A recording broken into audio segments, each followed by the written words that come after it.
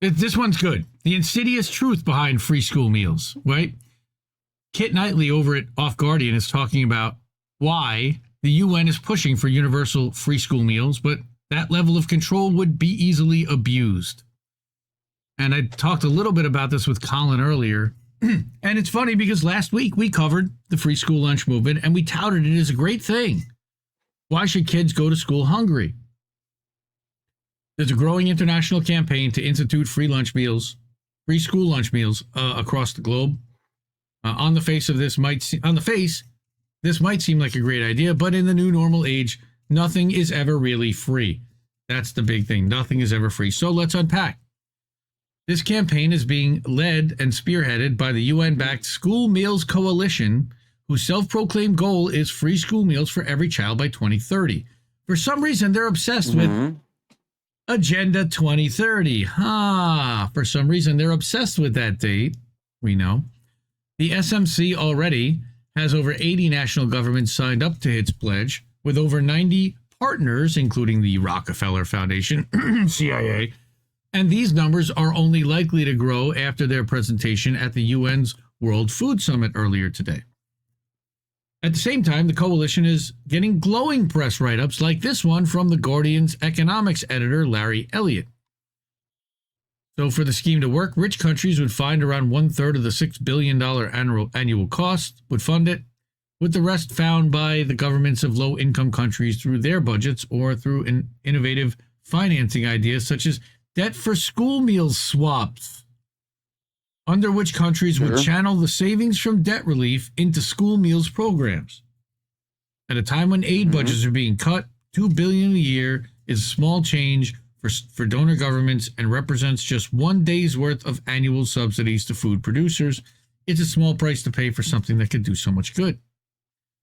Guardian, compromise. This agenda has been lurking in the shadows of UK politics for a while now, with Labour Party MP Zara Sultana first pushing FSM to all primary kids back in the winter of 2022. It feels weird to write skeptically about this because as a self-proclaimed leftist for most of my life, free school meals is exactly the kind of policy I likely would have supported without question just a few short years ago, but with those few years were the COVID years, and they've taught us all a lot. So, firstly, and most importantly, it's become increasingly apparent that any policy is only as fair as the people implementing it, and only as decent as the intention behind it. And however superficially humane this plan might sound, the practical impact would be to hand yet more control over to the same murderous eugenicist state that very recently killed thousands with a lie. Well, this is the classic thing with healthcare too, right? Like, right. Do you want this government? I don't want this government. Right. No. Obviously not. I want a decent one, like, that is for the people to make these decisions, because people should be fed regardless of if they're in school or not. You know. Right. Secondly, a monopoly is a monopoly. Classically reformist. Whether it's private or state-backed, and from the moment a monopoly exists, the freedom to choose is dead. Freedom of choice is always the first liberty to go, but never the last. Consider for a moment exactly what free school meals means in a post-COVID world, still reeling from a deliberately created financial crisis and in the midst of a great reset transformation. Number one, the cost of living is soaring, and many parents, working parents as well as unemployed, here, are simply not able to afford to heat their homes or feed their children. So number two, COVID, quote unquote, caused a huge spike in homeschooling in countries around the world. And three, there is an ongoing campaign to revolutionize global food systems by promoting eating the bugs, GMOs, and lab-grown, quote unquote, meat. And let's pause. Did you see there was like some, I think it was the BBC had some journalist do one of these pieces on lab grown meat, and they were it was human genome. Oh my God. Like, I'm not even joking. Like, because we have more knowledge of how to regrow human cells that's what they were using to like grow this meat substitute. And technically, it's not cannibalism because it was never human. Oh, it's gross. Oh my God, that's so disgusting. Yeah.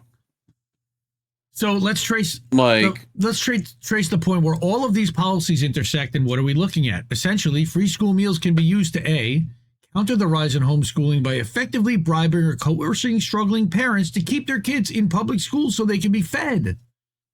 B, conditioning children and their parents into accepting whatever the state chooses to provide, be it healthy GM veganism, which most already do, bug burgers, or lab-grown food paste. And you just pay for that now.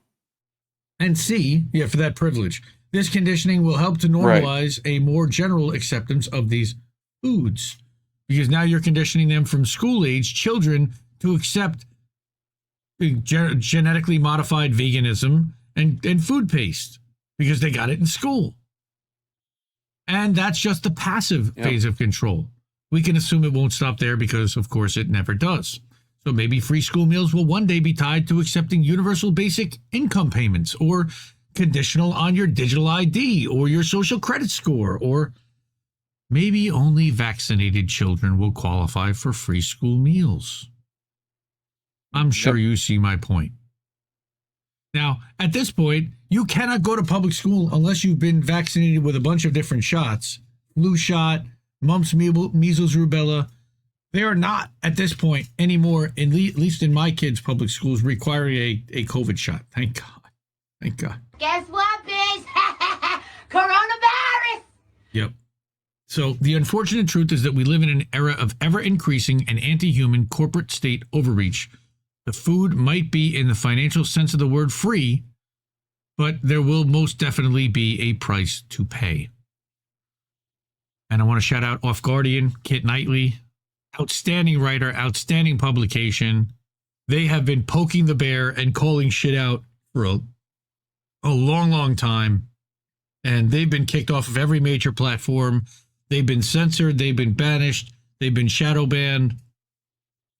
CJ Hopkins, by the way, also is a contributor to Off Guardian. We're big fans of his as well.